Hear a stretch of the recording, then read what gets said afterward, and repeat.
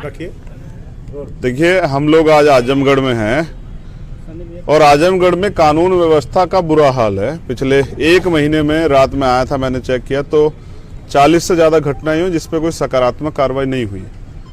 पिछली बार मैं आया था बांसगांव प्रकरण में, जहां प्रधान सत्यमेव जयते की हत्या हुई थी, लेकिन मुझे अतरौली बॉर्डर पर रोक दिया गया था उस टोल टैक्स पे, और मुझसे कहा गया कि हम वहां न्यायोचित कार्रवाई करेंगे। आशा और उम्मीद थी कि न्यायोचित कार्रवाई होगी, लेकिन पीड़ित परिवार की जो मांगे जिलाधिकारी द्वारा स्वीकृत की गई थी कि हम करेंगे, उसमें कोई सकारात्मक कदम नहीं उठाया। तो मैं भी मिल के आया हूँ जिलाधिकारी से और उनसे पूछ के आया हूँ कि वो इस चेयर पे हैं तो क्या जनता का कार्य नहीं होगा क्या।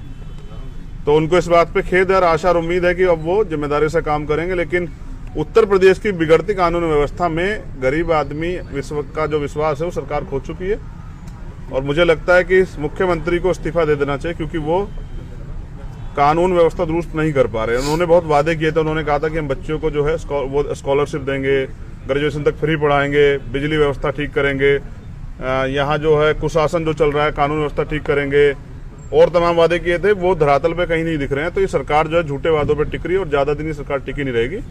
हम आजमगढ़ में एक मजबूत संगठन तैयार करेंगे और आने वाले चुनाव में मजबूत जो है अपनी बात मजबूती से रखेंगे। पीड़ित परिवार की मांग क्या है? पीड़ित परिवार की मांग ये है कि वो जो ग्राम प्रधान थे वो तो अभी यहाँ नहीं रहे हैं। मैंने डीएम साहब से पूछा कि आप ये बताइए, वो मुझसे कह रहे थे कि भाई हम यहाँ जो कार्रवाई तो हुई है। मैंने कहा किसी की हत्या करने का अधिकार किसी को किसने दिया? और अगर ये बढ़ रही हैं लगातार और आप यहाँ कुर्सियों पे हैं तो आप यहाँ क्यों हैं? आप भी तो जनता के नौकर है, तनख्वाह के लिए तो यहाँ तनख्वाह आपको मिलती है। तो मुझे तो तनख्वाह नहीं मिलती, लेकिन आप अपना काम जिम्मेदारी से क्यों नहीं कर रहे हैं? तो पीड़ित परिवार की मांग थी कि उन बच्चों की पढ़ाई कैसे होगी जिनके फादर चले गए, और उनका जीवन कैसे यापन होगा जिनके फादर अब इस दुनिया में नहीं रहे। उनकी प्रधानी तो चली गई, लेकिन जो सम्मान भी था दलित समाज का वो भी गया। उस सम्मान को आप कैसे लौटाएंगे? आज भी पीड़ित परिवार डरा हुआ है, कोई सुरक्षा व्यवस्था वहां नहीं है। तो मुझे खेद है कि बड़ी बड़ी बातें हो रही लेकिन काम नहीं हो रहा है, दुखद है। जातिगत मुद्दों की बात की जाए तो और भी दलित परिवार पे कई उत्पीड़न हुए हैं, उन पर आपकी नजर कब तक पड़ेगी? और मैंने उन सारियों को लिस्टेड करके मैंने बताया कि वो लगभग 39-40 घटना थी।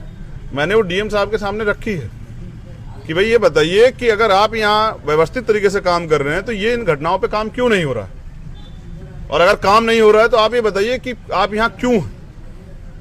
कैसे अधिकारी हैं जो आपके नेतृत्व में जो है यहाँ अच्छा काम नहीं हो रहा?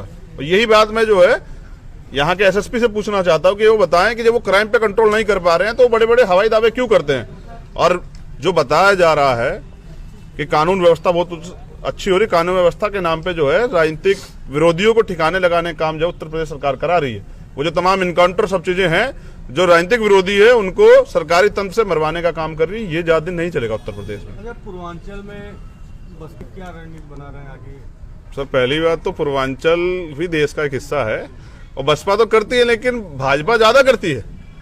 यहाँ तो प्रधानमंत्री ने ये बयान दिया कि मुझे दलितों को मत मारो, मुझे मार लो, और उन दलितों के को जो है इस उत्तर प्रदेश में एजुकेशन का बजट इतना कम कर दिया गया, स्कॉलरशिप खत्म कर दी गई है, और अभी 69,000 शिक्षक भर्ती हुई थी, जिसमें SC ST OBC के बच्चे धरना दे रहे हैं कि आरक्षण का जो नियमानुसार पालन नहीं हुआ है।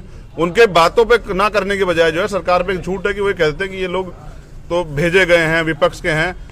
मेरी जिम्मेदारी यह है कि अब दलितों के साथ साथ बहुजन समाज के पास 2 विकल्प, जो अच्छा कार्य करेगा, जो संघर्ष करेगा, उनके मुद्दों पे बात करेगा, उनके लिए लड़ेगा, उनके लिए सड़क से लेके और विधानसभाओं के बाहर जो लड़ाई लड़ेगा, संघर्ष करेगा, लाठियां खाएगा, जेल खाएगा जाएगा, जनता उनके साथ रहेगी। या जो लोग एसी में बैठ के सिर्फ उनकी बातें करेंगे, उनके लिए काम नहीं करेंगे, उनके साथ रहेगी। जनता पे चॉइस है। अगर मैं गलत करूंगा तो जनता मेरा साथ नहीं देगी, लेकिन ये जन समर्थन इस बात का गवाह है कि मेरा काम जो है आगे बढ़ रहा है। अब मैं यहाँ एक मजबूत संगठन का निर्माण करूंगा, वो संगठन जो यहाँ गरीबों की, कमजोरों की, शोषित वंचितों की लड़ाई को मजबूती से लड़ेगा। चुनाव में भी अपनी जी, पंचायत चुनाव में ईमानदार और संघर्षशील वो लोग जो संघर्ष करते हैं और समाज में जिनकी पहचान है, भले ही वो गरीब हो, उनको मौका दिया जाएगा और उनको आगे बढ़ने का मौका इसलिए मिलेगा क्योंकि लोकतंत्र बनाया इसलिए गया था कि गरीब व्यक्ति भी राजनीति कर सके और अपने समाज का भला कर सके। आभार, धन्यवाद।